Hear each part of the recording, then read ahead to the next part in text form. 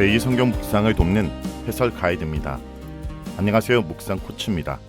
함께 읽고 나눌 말씀은 스가랴 2장 1절에서 13절까지 말씀입니다. 이 단락은 예루살렘을 측량하는 환상을 보여주며 예루살렘이 성곽 없는 성읍이 될 정도로 풍요롭게 될 것을 약속합니다. 이전 환상과는 다르게 명령문을 사용하여 강력하게 권고하는 여호와의 말씀이 이어집니다. 각각 6절에서 9절과 10절에서 13절에 북방 땅 바벨론에서 피하라는 권고와 여호와께서 함께 하실 것이므로 그분으로 말미암아 기뻐하라는 권고가 이어집니다. 오늘 본문의 셋째 환상에서 특이한 점은 이전 환상들처럼 회복의 주제를 전하면서도 명령문을 써서 강력하게 권고하고 있다는 점입니다. 이전 환상들에서는 하나님께 돌아오는 권고를 간접적으로 전달했다면 여기서는 더욱 직접적으로 이스라엘 행동을 촉구하고 있습니다. 형식적인 측면에서도 둘은 약간 다릅니다. 앞선 두 환상에서는 천사와 스가랴의 대화를 통해 환상의 의미를 전달했습니다. 그러나 여기서는 직접적 여호와의 말씀이 추가되고 있습니다. 이런 형식의 변화는 3장에서 4장에 나오는 넷째와 다섯째 환상에서 더욱 두드러질 것입니다. 1절에서 5절은 셋째 환상, 측량줄을 잡은 한 사람입니다. 1절의 측량줄은 1장 13절의 목줄과는 다른 단어이지만 관련이 있습니다. 측량줄은 심판과 관련되어 사용되기도 하지만 여기서는 예루살렘의 구원과 회복을 상징합니다. 1장 7절에서 17절의 첫 환상에서는 환상이 나온 후 조용한 온 땅과 여호와의 역사로 인해 예루살렘이 풍요롭게 될 것이라는 말씀이 이어졌습니다. 여기서는 더 구체적으로 환상을 보여주면서 하나님의 약속에 대한 확신을 더해주고 있습니다. 물론 이후에 나오는 두 번의 여호와의 말씀에는 이 환상에 대해 이스라엘이 어떤 반응을 보여야 하는지가 나옵니다. 곧 여호와께서 함께 하시니 이스라엘이 어떻게 하나님께 돌아가야 하는지를 제시하고 있습니다. 2절에 측량하다는 동사는 에스겔 40장에서 47장에서도 성전 건축과 관련해서 자주 나옵니다. 예루살렘은 단순히 이스라엘이 거주하는 성읍이 아니라 여호와께서 함께 하시는 성읍입니다. 이와 같이 여호와께서 함께 하신다는 개념은 5절에서 더욱 분명하게 드러납니다. 그 가운데서 영광이 되리라 라는 표현은 여호와의 임재에 대한 다른 표현입니다. 성막과 에스겔 환상에서 성전이 스가랴 본문과 비슷하게 언급되고 있습니다. 이는 여호와께서 언약 백성 가운데 거하며 자신을 드러내시겠다는 의도를 보이는 것입니다.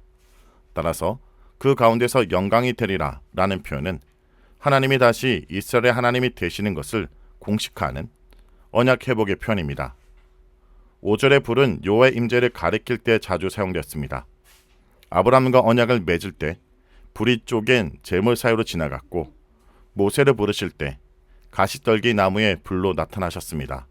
홍해를 건너는 상황에서 그리고 강에서 구름 기둥과 불 기둥으로 이스라엘을 인도하셨습니다.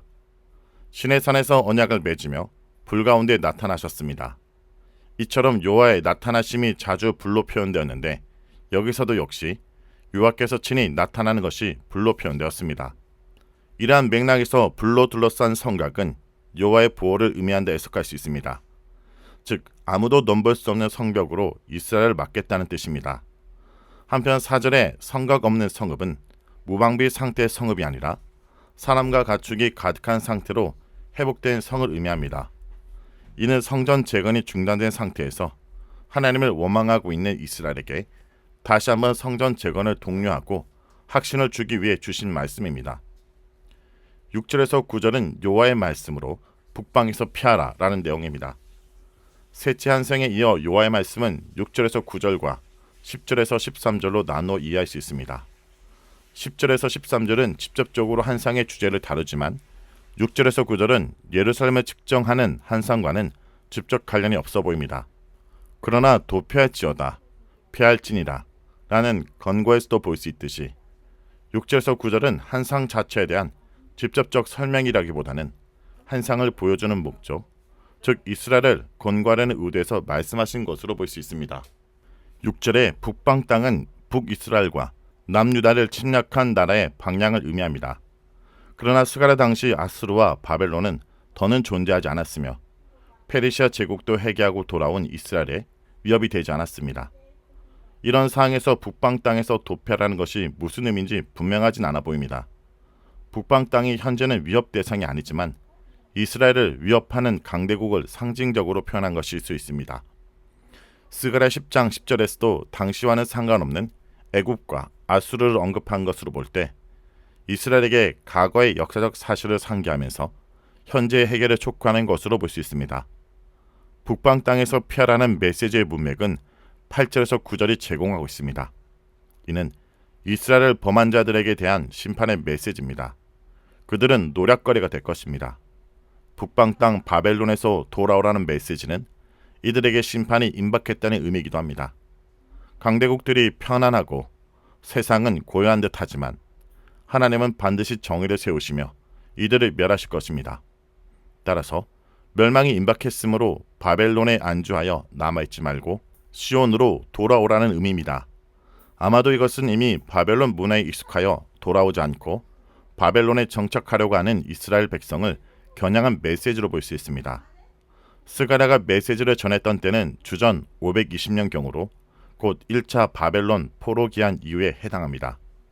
역사적으로 볼 때 이후에도 2차와 3차에 걸쳐 이스라엘 백성은 본토로 기항했습니다. 10절에서 13절은 여호와의 말씀인 내 가운데 머물리라 라는 내용입니다. 10절에서 13절은 직접적으로 한상의 내용과 연결되어 예루살렘의 회복을 노래합니다. 이는 마치 강대국을 멸망시키고 돌아올 때 승정보를 알리며 예루살렘에 대한 회복을 확증하는 것처럼 보입니다. 다시 말해 10절에서 13절은 5절에 내가 무엇 가운데서 영광이 되리라 라는 주제를 반복하고 있으며 한상의 내용을 더욱 구체적으로 발전시키고 있습니다. 10절에서 이스라엘이 기뻐해야 될 이유는 여호와께서 이스라엘 가운데 머물기 때문입니다. 이는 궁극적으로 언약의 회복을 의미합니다. 머물다 라는 동사는 성막에도 사용된 단어이며 출애굽을 통해 이룬 언약 공동체 회복을 시사합니다. 여호와의 임재가 언약 관계에서 하나님이 언약 백성의 하나님이 되심을 선언하는 것과 밀접한 관련이 있듯이 언약 파기로 바벨론에 끌려갔던 이스라엘 회복 또한 여호와께서 그들 가운데 머물겠다는 선언으로 시작하고 있습니다. 11절의 그날에 라는 것은 문맥상으로는 여호와께서 회복할 미래의 어느 날을 가리키지만 궁극적으로는 스가랴서 후반에서 충분히 발전되는 기념인 종말의 여호와의 날을 가리킵니다. 많은 나라가 내 백성이 될 것이요 라는 표현은 언약에서 언약 백성 정체성을 확인하는 문구입니다. 뒤에 이어지는 반복되는 나는 내 가운데 머물리라 라는 표현 역시 언약적인 회복을 시사하며 여기서 그날은 언약 회복에 초점을 두고 있습니다. 많은 나라가 여호와께 돌아오는 것은 새 언약의 성취 장면에서 자주 언급됩니다. 이 표현은 종말론적 어투가 짙은 스가랴서 후반부에서도 다시 언급될 것입니다. 이는 원래 아브라함의 언약에서 예언한 내용이기도 합니다. 땅의 모든 족속이 너로 말미암아 복을 얻을 것이라. 또한 시내산 언약에서도 나타났습니다. 이스라엘은 제사장 나라가 되어야 합니다. 이러한 하나님과 이스라엘의 언약적 맥락에서 스가랴서는 하나님의 약속이 미래에 이루어질 것임을 종말론적으로 표현하고 있습니다. 한편 12절에서 13절의 예루살렘을 다시 선택한다는 선언은 예루살렘의 회복이라는 맥락에서 이미 언급된 바 있으며 여기서는 많은 나라가 하나님 앞에 돌아온다는 선언과 함께 한층 더 발전된 형태를 보이고 있습니다. 성도 여러분, 오늘 본문의 메시지는 결국 예수 그리스도를 향합니다. 스가랴가 본 한상의 측량줄은 바로 그리스도께서 우리를 위해 행하신 측량을 상징합니다. 그분은 우리를 구원하시기 위해 하늘 보좌에서 땅으로 내려오셨고 십자가 위에서 우리가 감당할 수 없는 죄의 무게를 홀로 측량하셨습니다. 그 결과 우리는 그 어떤 인간적 성벽으로도 보를 받을 수 없는 영혼의 안전을 얻게 되었습니다. 우리는 이제 더 이상 무너진 삶의 폐허 앞에서 불안해하며 우리의 힘으로 성벽을 쌓을 필요가 없습니다.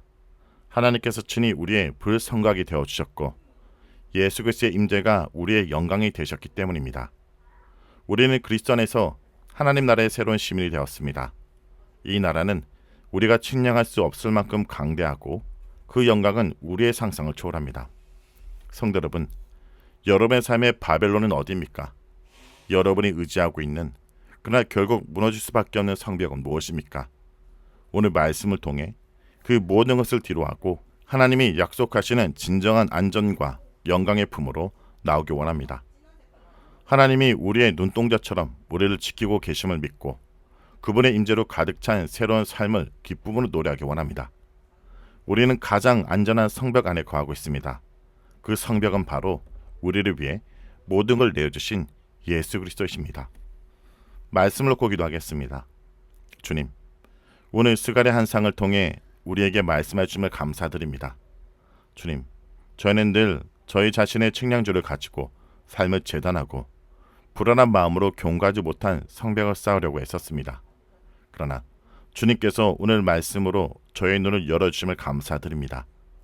인간의 측량으로 담을 수 없는 거대한 회복을 약속하시고 주님 자신이 친히 저희의 불성각과 영광이 되어주시겠다는 말씀해 주심을 감사드립니다. 주님, 저희 삶의 구석구석에 남아있는 바빌론의 가치관에서 벗어나게 하여 주옵소서. 세상이 주는 거짓 안전에 기대지 않고 오직 주님만이 우리의 유일한 보호자이심을 믿고 의지하게 하여 주옵소서.